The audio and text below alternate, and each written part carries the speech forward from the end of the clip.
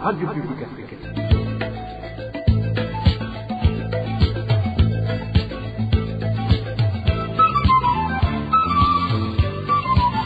Radio Publique Africaine.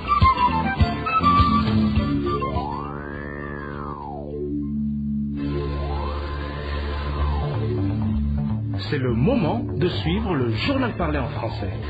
À la présentation, Janvier Ninina Hazgu. Vous êtes les bienvenus, chers auditeurs, au journal de la Radio Publique Africaine, parlé en langue française ce vendredi 9 août 2024. Comme grandes articulations de ce journal, l'Union africaine a déjà débloqué un montant de plus de 10 millions de dollars américains dans le cadre de la prévention et la lutte contre le Mpox, une maladie qui n'a pas épargné le Burundi et qui, dans 6 mois, a déjà ôté la vie à plus de 400 personnes dans 12 pays africains.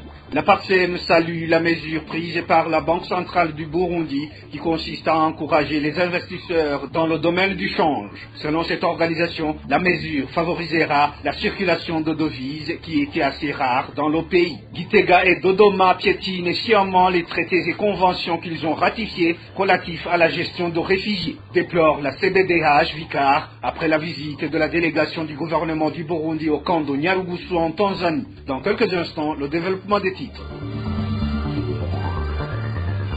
Encore une fois, bienvenue un corps sans vie d'un certain Nirabama, agriculteur et éleveur qui habitait tout près du marché d'Ogwegura en commune Muruta de la province Kayanza, a été découvert ce jeudi, la gorge nouée d'une corde, les pieds du corps touchés cependant le sol. Ceci pour insinuer que les criminels voulaient fausser les enquêtes comme si la victime se serait suicidée. Ainsi, nos sources à Gwegura parlent plutôt d'un homicide par étranglement. La police à Muruta indique que les enquêtes sont en cours. Page droit de l'homme, les détenus de la prison centrale de Bubanza alertent toute autorité capable de raisonner le directeur de cette prison ainsi que le chargé de la sécurité de la prison afin que les prisonniers puissent avoir de l'eau. Après 2 mois environ que les robinets de la prison de Bubanza sont à sec, ces détenus ne demandent que la permission d'aller puiser dans un ruisseau qui est non loin de cette maison carcérale afin qu'ils puissent tout au moins faire face à d'éventuelles maladies liées au manque d'hygiène. Les détails avec Clovis Nyonzima. La prison centrale de Bubanza comporte 2 quartiers, à savoir le quartier femmes et le quartier hommes. Selon notre source sur place,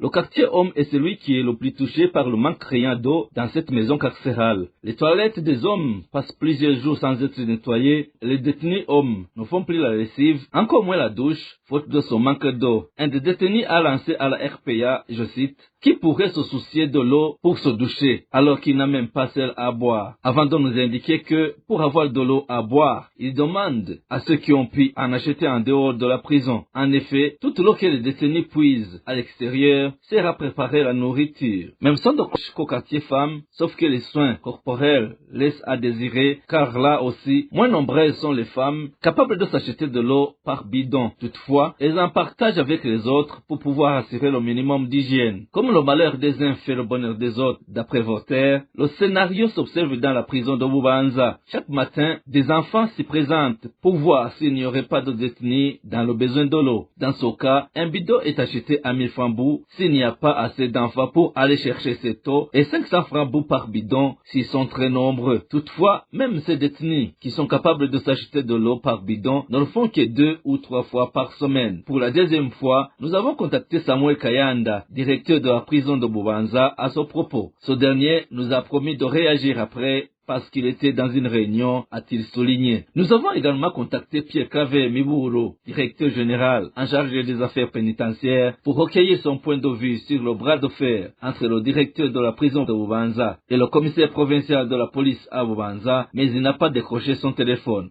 Merci à Clovis Nyonzima. Après une courte pause, nous abordons la page santé de ce journal. RPA.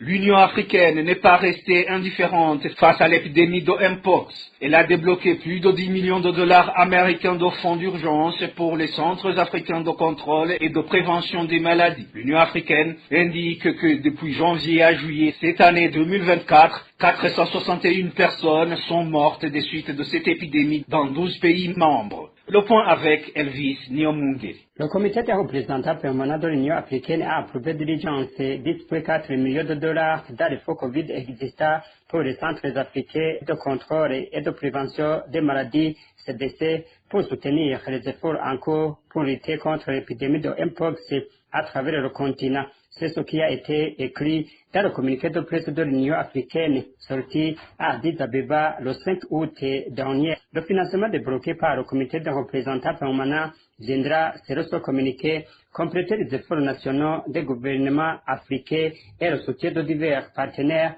pour renforcer 5 domaines critiques dans la région pour lutter contre Mpox. Depuis 2023, lit-on dans le communiqué, des cas de Mpox ont été signalés dans les 5 régions d'Afrique, centre, est, nord, sud et ouest, affectant un total de 17 pays, dont le Bénin, le Burundi, le Cameroun, la République centrafricaine, le Congo, la Côte d'Ivoire, la République démocratique du Congo, l'Égypte, le Ghana, le Kenya, la Libéria, le Maroc, le Mozambique, le Nigeria, le Rwanda, le Soudan et l'Afrique du Sud. Une approche régionale et transfrontalière forte est nécessaire pour contrôler l'épidémie, précise le communiqué. Ce communiqué annonce que de janvier à juillet 2024, 15 074 cas de Mpox ont été déclarés, parmi lesquels 2853 confirmés et 12 221 suspectés. Parmi ces cas, il a été enregistré 461 décès, soit un taux de létalité de 3,06%, ont été signalés dans 12 États membres de l'Union africaine. Selon le communiqué, cela représente une augmentation de 160% des cas et de 19% de décès en 2024 par rapport à la même période en 2023. Merci à Elvis Niomungeri. Dans certains restaurants situés en zone Musaga et Kanyosha en mairie de Bujumbura, s'observe une insalubrité notoire suite au manque d'eau potable. Les détenteurs de ces restaurants puisent dans la rivière Kanyosha de l'eau qui n'est pas du tout propre. Selon eux, si rien n'est fait le plus tôt possible, le risque est grand d'attraper les maladies d'eau sales. Les détails avec Emmanuel Ndaishimi. Certains habitants de la zone Musaga et Kanyosha en mairie de Bujumbura indiquent qu'ils observent l'insalubrité à cause des manques d'eau potable. Les eaux utilisées pour laver les ustensiles de cuisine comme les assiettes et les gobelets ne sont pas propres. Certains puisent l'eau de la rivière Kanyosha, l'eau qui n'est pas propre. Quand tu entres dans un restaurant, tu observes qu'il faut les vaisselles à l'entrée. Ces ustensiles de cuisine sont lavés dans l'eau qui n'est pas propre. Les petits restaurants de Musaga et Kanyosha utilisent les eaux de la rivière Kanyosha. Vous savez qu'avant, les gobelets utilisés pour boire de l'eau étaient lavés, mais aujourd'hui, on ne les lave plus. Tous les clients utilisent et réutilisent les mêmes gobelets avant d'être lavés à cause du manque d'eau potable. Selon les habitants de ces deux zones, ceux qui parviennent à trouver l'eau potable utilisent beaucoup de moyens, les moyens que paient on. Les habitants de ces localités demandent à la régie des eaux de faire des efforts pour que l'eau soit disponible. Imaginez-vous qu'un bidon de verre litre coûte 1000 francs et parfois 2000 francs, ceci dépendant de la distance. Vraiment, nous demandons au gouvernement de faire tout son mieux pour qu'il y ait de l'eau potable à mairie de Bujumbura. Je ne comprends même pas comment nous ne sommes pas endécimés à cause de cette carence. Nous ne vivons que par la grâce de Dieu.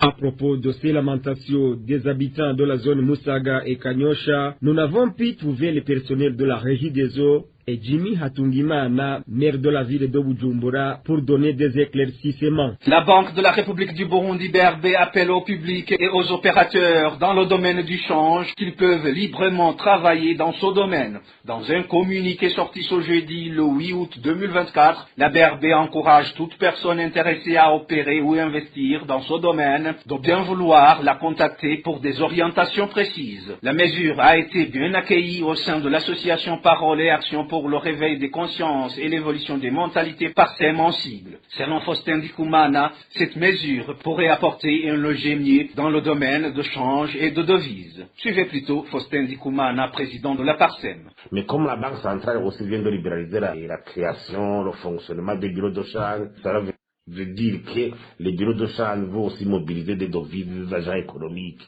interne et externe. Le marché parallèle sera dynamique, sera un marché de devises dynamique.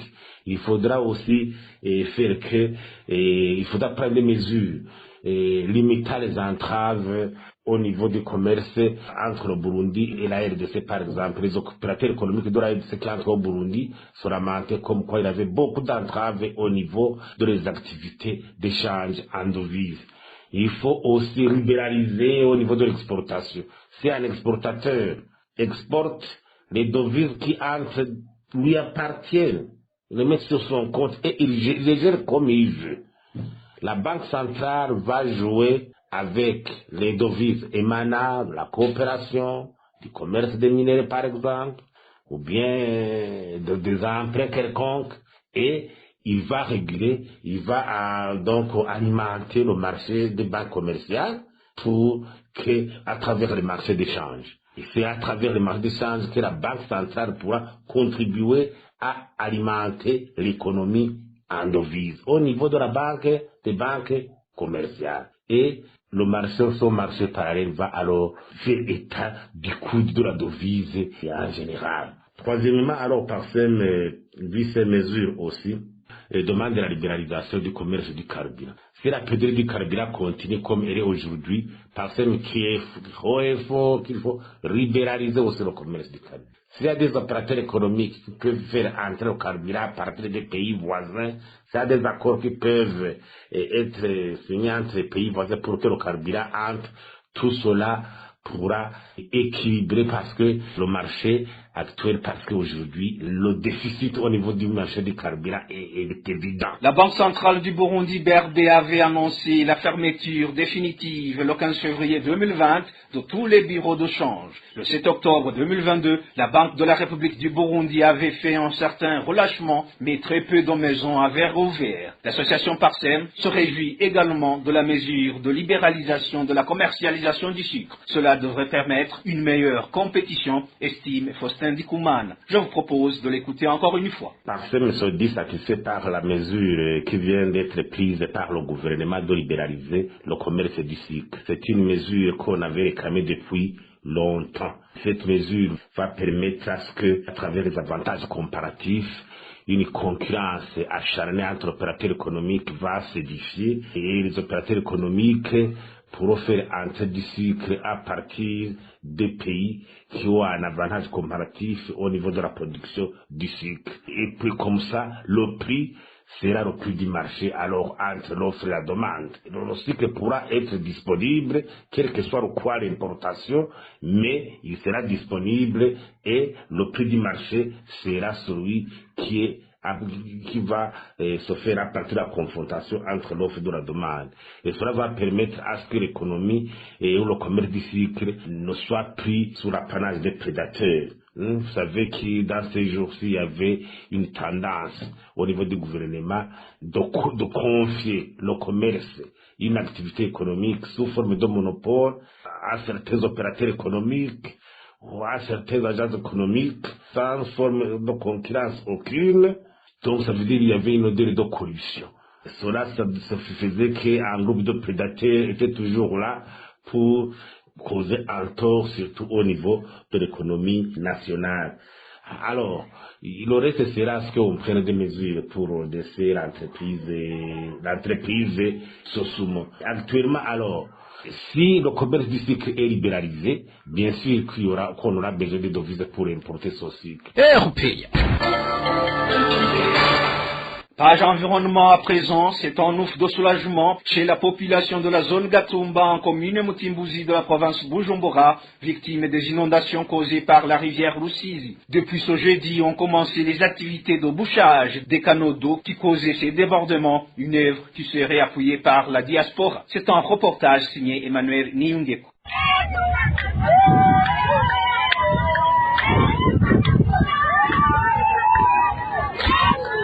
C'était l'ambiance qui régnait dans l'après-midi de ce jeudi 8 août au sein de la population de la zone Gatumba, commune Mutimbuzi, en province de Bujumbura, victime des inondations causées par le débordement de la rivière Rusizi. Aux environs de 14 heures, une machine appelée excavatrice s'était déjà positionnée au bord de la rivière Rusizi pour démarrer les activités de bouchage des canaux d'eau qui causaient ces débordements.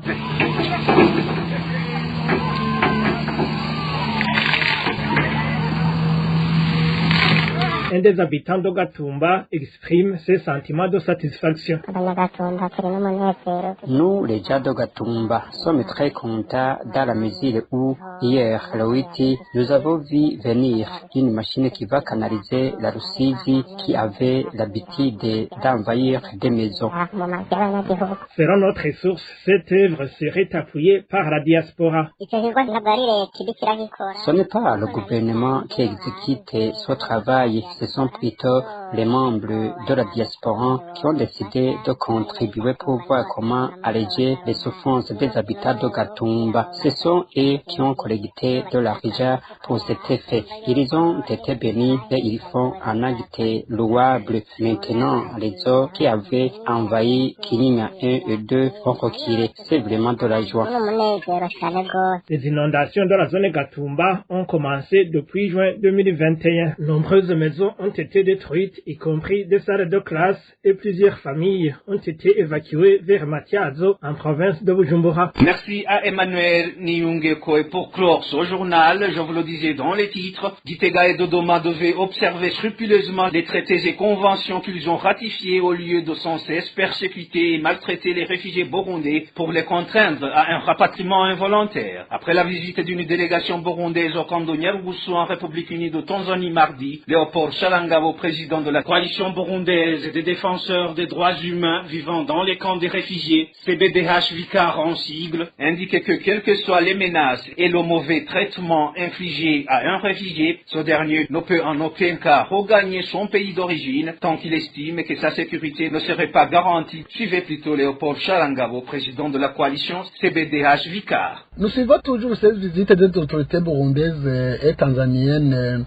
souvent effectuée dans le camp de réfugiés en Tanzanie. Mais ce qui est fort étonnant, c'est qu'après le départ, on observe une multiplication des violations des droits des réfugiés burundais. Les réfugiés ont souvent exprimé leurs inquiétudes à ces autorités concernant la sécurité en cas de retour au Burundi, mais aucune réponse n'a été donnée. Ces réfugiés ont montré même des exemples de rapatriés tués, d'autres ayant dû fuir de nouveau, mais ni le gouvernement tanzanien, ni le gouvernement burundais n'ont jamais fourni des réponses susceptibles de calmer ces inquiétudes. Au contraire, ils ont choisi de continuer à violer les conventions signées et ratifiées en rapport avec les réfugiés, comme l'article 33 de la Convention de Genève de 1951 qui stipule qu'aucun pays contractant n'expulsera ou ne refoulera de quelque manière que ce soit un réfugié vers les frontières du territoire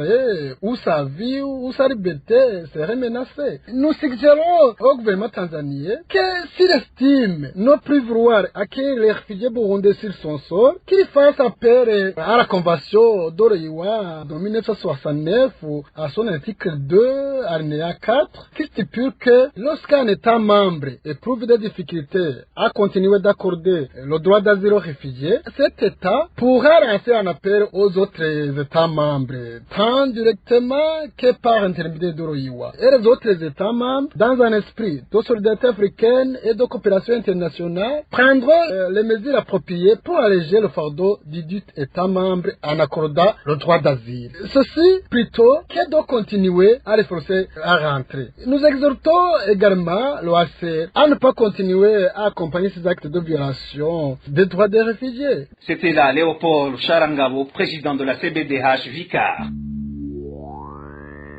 Et c'est sur cette page réfugiés, amis chers auditeurs et auditrices, que nous mettons fin à ce journal de la RPA parlé en langue française de ce vendredi 9 août 2024. Merci pour votre aimable écoute. Merci à toute l'équipe de la rédaction pour la collecte et le traitement de toutes les infos, sans oublier la contribution de l'équipe technique. À la présentation, vous étiez avec Jean-Génie Nina Hazoué. Passez de bons moments chez vous.